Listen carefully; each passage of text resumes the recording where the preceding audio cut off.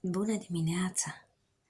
Chiar dacă ai un job tradițional, nimeni nu te oprește să ai și unul online. Poți munci de oriunde, la orice oră vrei și atât cât vrei. Nu ai un șef care să te comande, nu ai un program care să se termine la 8 ore, nu ai o normă de determinat. Nu. Tot ce faci, faci tu. Tu ești șeful tău. Se câștigă ușor, nu se depune efort fizic, tot ce-ți trebuie, ai nevoie de internet și un telefon mobil.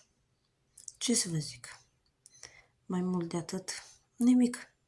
Oricine vrea să încerce, poate să mă contacteze. Pupii!